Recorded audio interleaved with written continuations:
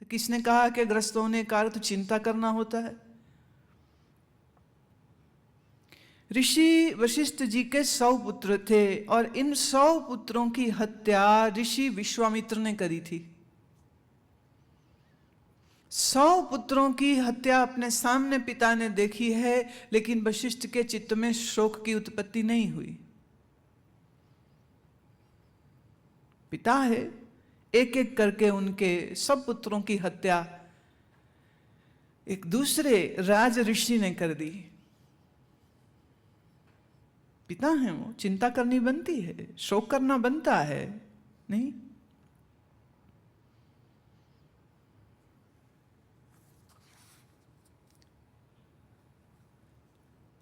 किस लिए वो चिंता नहीं किए? वो इसलिए चिंता नहीं किए क्योंकि वह निश्चय उनका शाब्दिक नहीं, वह निश्चय उनका अनुभव से था कि जगत मिथ्या है। ब्रह्म सत्यम जगत मिथ्या जीवो ब्रह्मैव न परः। ये उनके लिए सिर्फ श्लोक नहीं है जो प्रवचन करने के समय पर काम आता है, ये वो श्लोक है जो उनके जीवन का आधार है और जिस सोच के साथ वो जी रहे थे।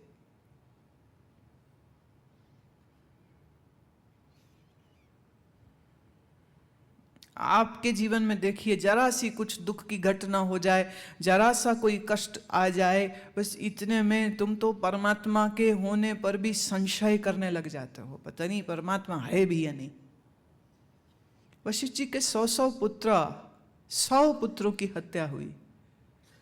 उनको तो संशय नहीं हुआ, उनके तो मन में कोई क्षोभ नहीं हुआ, उनके मन में तो कोई ग्लानि नहीं आई, कोई शिकायत नहीं आई कि अरे मैं तो ऋषि हूं, महात्मा हूं, मेरे को ये दिन क्यों देखने पड़े।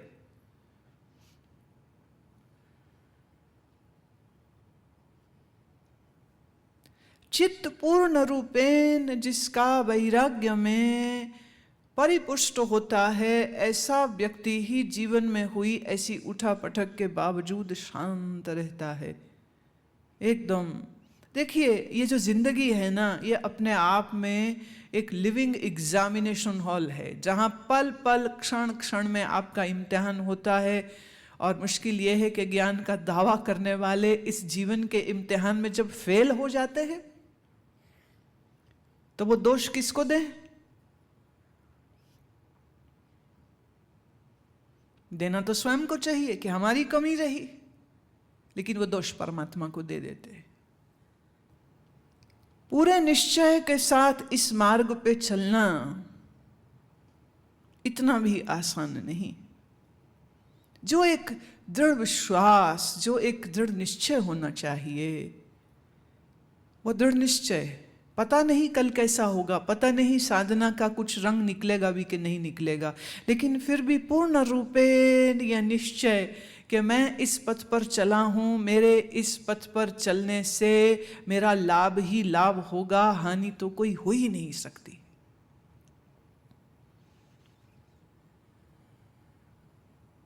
हम एक भजन गाया करते हैं, तेरा हाथ जिसने पकड़ा वो रहा न बेसहारा, दरिया में डूब कर भी उसे मिल गया किनारा। दरिया में डूब जाए फिर भी किनारा मिल जाए, ऐसा कैसे होता है? ऐसा इसे होता है। शायर कहता है, मुझे डूबने का खौफ हो तो क्या हो, मुझे डूबने का खौफ अर्थ डर, मुझे डूबने का खौफ हो तो क्या हो, कश्ती भी तेरी, दरिया भी तेरा, हम भी तेरे। तो डूब भी जाएंगे तो भी तुम्ही में डूबेंगे, तैर जाएंगे तो भी तुम्ही में तैरेंगे, तो मुझे तो फिक्र कोई है नहीं। निश्चय पूरा हो, दृढ़ संकल्प पूरा हो, अपने जीवन को वो इस तरह जिए कि प्रभु मेरे हैं, मैं प्रभु का हूँ, और अपने अंतर बैठे परमात्मा तक मुझे अपने मन को पहुँचाना है, अपने मन के आधार में बैठे उस सच्चिदानंद को मुझे जानना है, मेरे जीवन का लक्ष्य ये है। ये जो श्रद्धा है इसी को कहते हैं। मालूम नहीं साधना किस ओर तक जाएगी, इस जीवन में पूरी होगी भी कि नहीं होगी, लेकिन ये विश्वास, सुने इसको।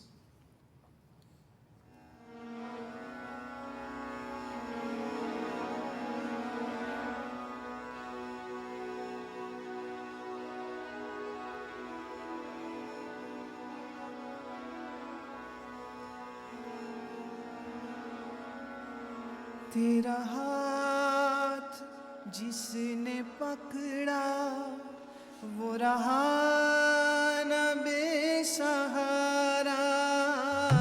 तेरा हाथ जिसने पकड़ा वो रहा न बेसहारा। दरिया में डूब कर भी, दरिया में डूब कर भी उसे मिल गया किनारा। दरिया में डूब कर भी उसे मिल गया किनारा।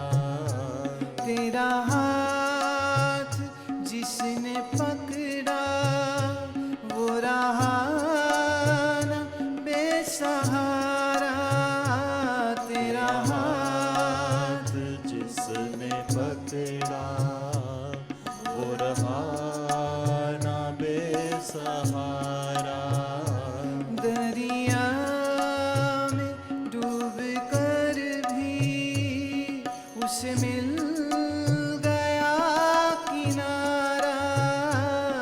दरिया में डूब कर भी उसे मिल गया किनारा। तेरा हाथ जिसने पकड़ा।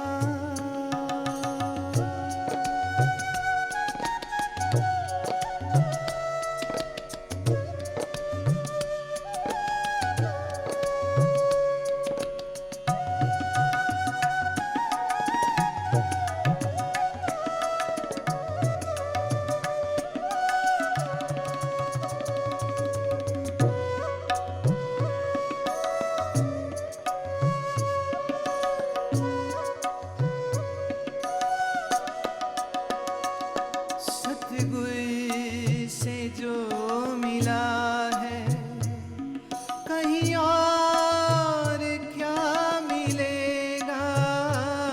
सतगुरु से जो मिला है कहीं और क्या मिलेगा। ये ऐसा सिलसिला है भगवन पे जा मिलेगा। ये ऐसा सिलसिला है भगवन पे जा मिलेगा।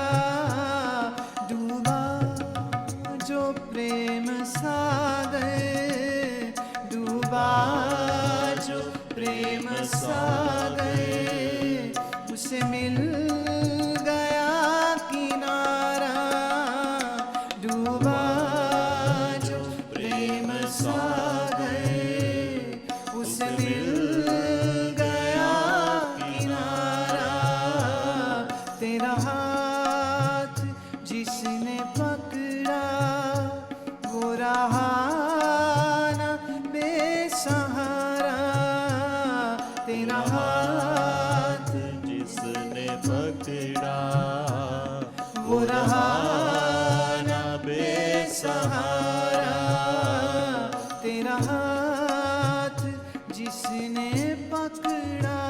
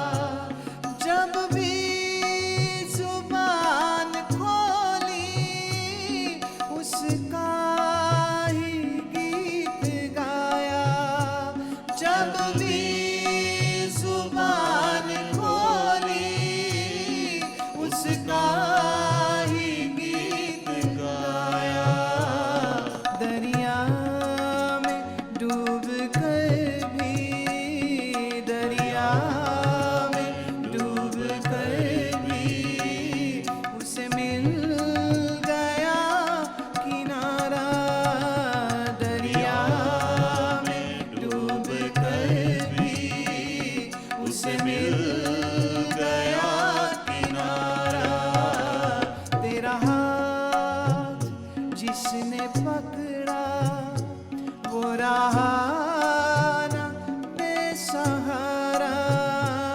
तेरा हाथ जिसने पकड़ा वो रहा ना बेसहारा।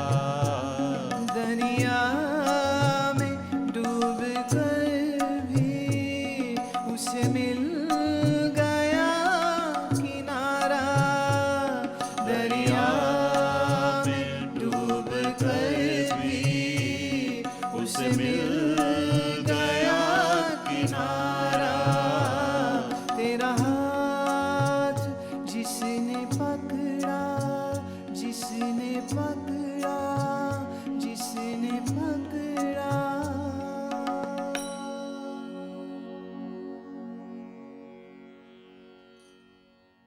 ये विश्वास कि प्रभु हमेशा मेरे साथ है, ये विश्वास कि मैं दरिया में डूब भी जाऊं तो भी पार ही लग जाऊंगा। अभी हमने कुछ दिन पहले कबीर साहब के भजनों पर एक एल्बम किया। उसमें एक कबीर जी का बहुत सुंदर शब्द है। वो कहते हैं,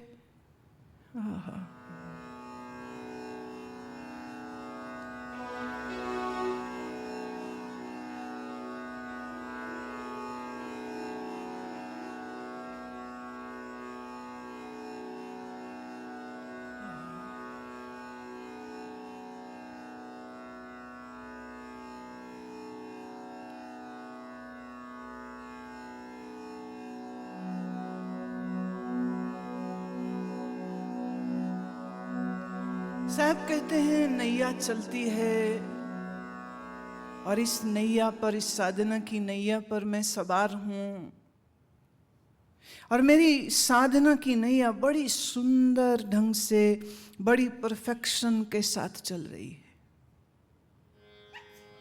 इतनी सुंदर मेरी नैया चल रही है कि अब कोई आंधी आ जाए, मेघ बरसने लग जाए, कोई फर्क नहीं पड़ता। नाव हो, आंधी आ जाए, डरना चाहिए। बहुत जोर से बारिश होने लगे, डरना चाहिए।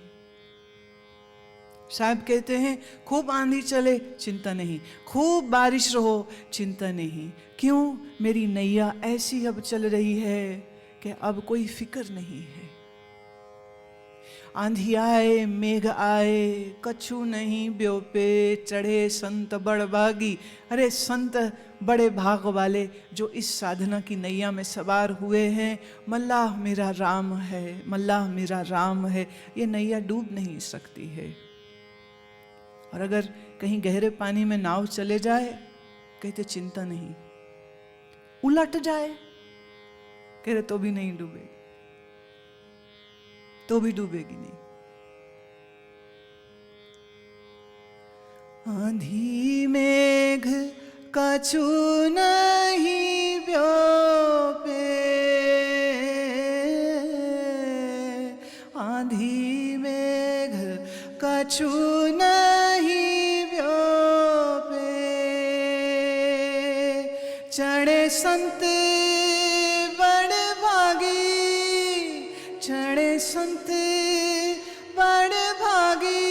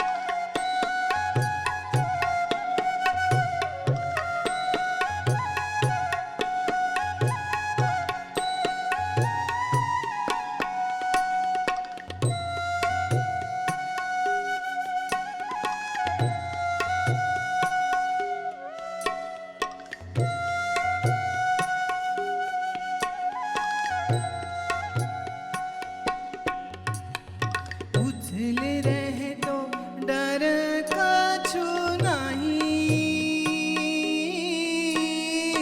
नहीं गहिरे को संसार।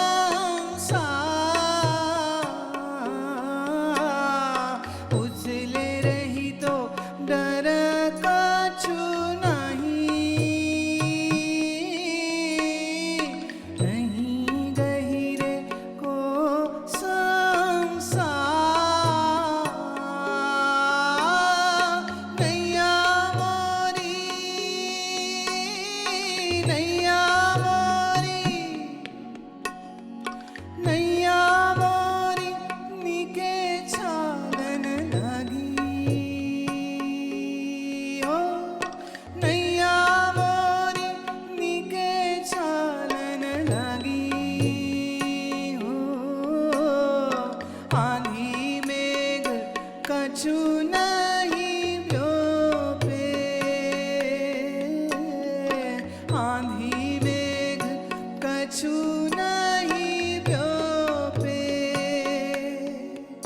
चढ़े संत बड़ भागी, चढ़े संत बड़ भागी। ओ नैया मोरी, नैया मोरी, नैया मोरी नीके चालन लगी। नैया मोरी नीके चालन लगी। नैया मोरी।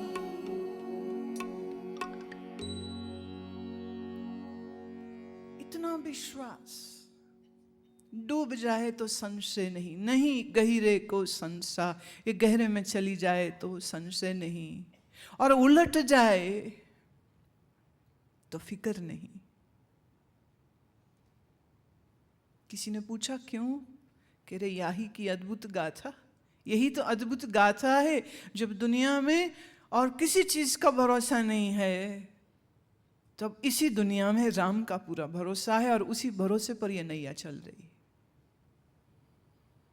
मालूम नहीं कब मन संभलेगा, पता नहीं कब मन काबू आएगा, पता नहीं कब इंद्रियां संयमित होंगी, पर फिक्र नहीं, चल रहे हैं ना। नियम से साधना कर रहे हैं, पूरे विश्वास के साथ कर रहे हैं, डूबेंगे नहीं। और डूब भी जाएंगे तो भी उबर जाएंगे, और उबरेंगे तब तो निश्चय ही उबर जाएंगे। फिक्र किस बात की? अपने मन के बिखराव को देखकर दुखी नहीं होना, अपने इंद्रियों के असंयम को देखकर परेशान नहीं होना, बल्कि अपने संकल्प को और बलवान बनाना, अपनी साधना के इस पौधे को और अच्छे से सींचना, और प्रेम से सींचना, और प्रेम से सींचना। ये पौधा ऐसा है जिसका नाश कभी नहीं होता है।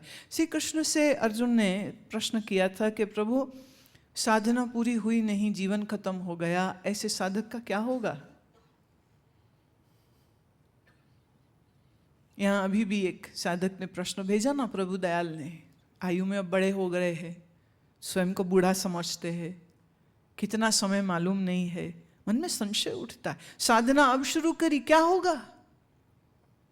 श्री कृष्ण के इस उत्तर में इतना बड़ा आश्वासन है, इतना बड़ा आश्वासन है। वो कहते पार्थ चिंता नहीं, ऐसा साधक जिसकी साधना पूरी नहीं हुई, जीवन चला गया, शरीर उसका छूट गया, निश्चय ही वो उत्तम लोकों में जाएगा, वहाँ भी सत्वगुण में रहेगा। जन्म होगा तो किसी ऐसे कुल में जन्म होगा, किसी श्रीमान कुल में जन्म होगा जहाँ माँ एक सत्वगुणी महिला होगी, जहाँ पिता दानवीर ब्रह्म मुहूर्त में जगकर अनुशासन से जीवन को जीने वाले, क्षमा दया मैत्री सौहार्द संत सेवी, ऐसा पिता ऐसी माँ उसको मिलेगी। बाल्यकाल से ही माँ की गोद में ही साधना के बीज फिर से पुंगरित होने लग जाएंगे। शरीर की अवधि है, मानव शरीर का जो ड्यूरेशन है वो बहुत छोटा है।